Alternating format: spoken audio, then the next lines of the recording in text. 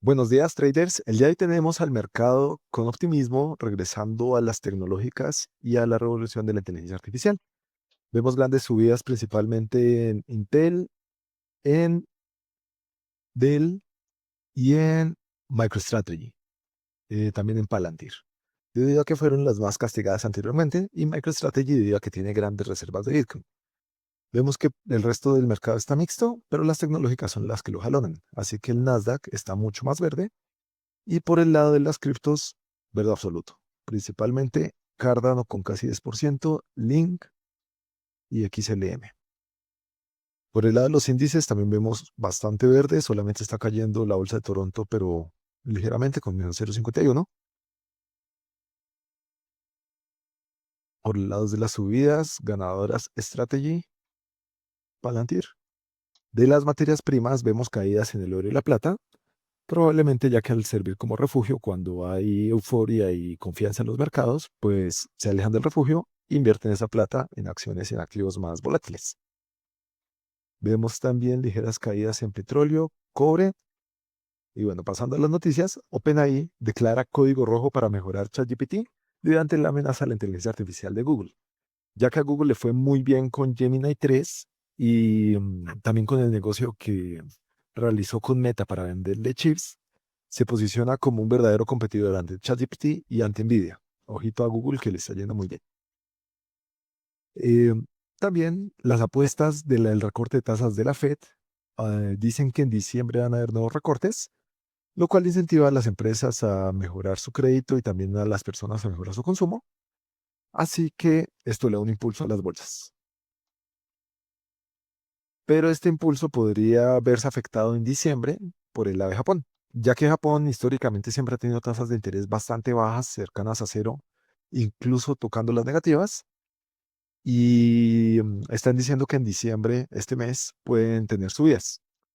Hay muchos fondos de Japón que tienen posiciones muy grandes en el resto del mundo y al verse obligados a vender para responder ante estas subidas de tasas, podrían estar ocasionando un movimiento en cadena con otros mercados. Y también por el lado de la economía japonesa, si se les dificultan el entorno a las operaciones de allá, el índice Nikkei caería y arrastraría otras bolsas con ella. Como figura del día, el hombro cabeza hombro invertido. Esta es una figura técnica que tiene tres movimientos. El primer hombro, un movimiento más profundo que es el segundo hombro, y un tercer movimiento que no alcanza a llegar hasta el mínimo de la cabeza, que sería el tercer hombro. Cuando uno traza una línea horizontal uniendo los máximos de estos movimientos, se da la línea del cuello. Cuando supera la línea del cuello, va a tender a buscar la distancia que hay entre la cabeza y el cuello hacia el rompimiento, es decir, hacia arriba. Ese sería el objetivo.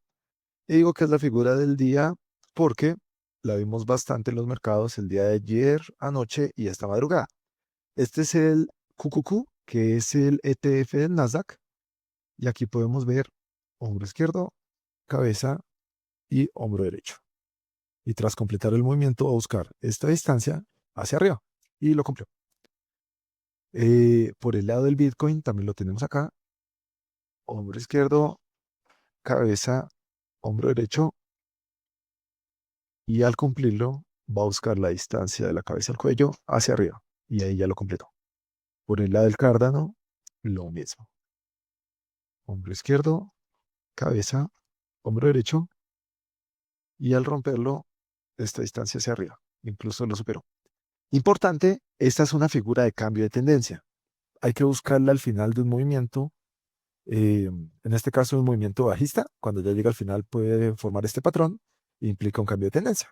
Si vemos un hombro, cabeza, hombro en la mitad de la tendencia, no va a significar mucho, incluso puede ser una figura de continuidad, como pasa en el Nasdaq.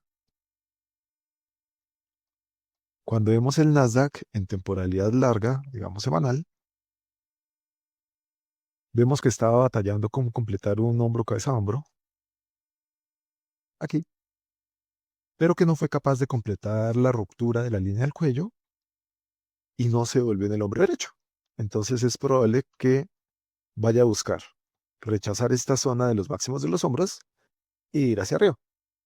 Pero en el caso de que decida bajar e intentarlo de nuevo, podría ir a buscar la zona de los 22.250. En el escenario alcista hacia los 27.000 y probablemente ahí sí venga una corrección muchísimo más profunda, ya que mensual se encuentra bastante sobrecomprado. Y la misma situación se encuentra del S&P 500. También tenemos la noticia de que en Estados Unidos están em, suavizando los juicios contra el cáncer para Bayer, lo que lo lleva a su mejor día en 17 años. Bayer vemos que ha sido una acción demasiado castigada.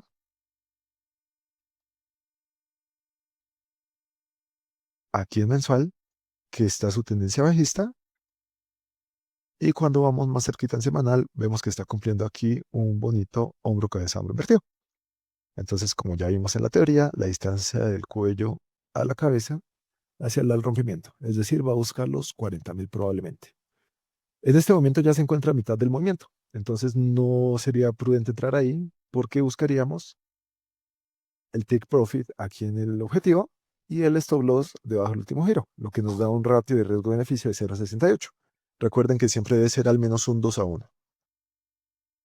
2-1 sería así, entonces no tiene ningún sentido. Así que es una de las ocasiones que cuando uno ve la vela muy grande es probablemente porque ya se perdió el movimiento, pero será interesante para ver qué pasa y estar pendientes cuando vuelvan a ver un hombro cabeza de hombro invertido.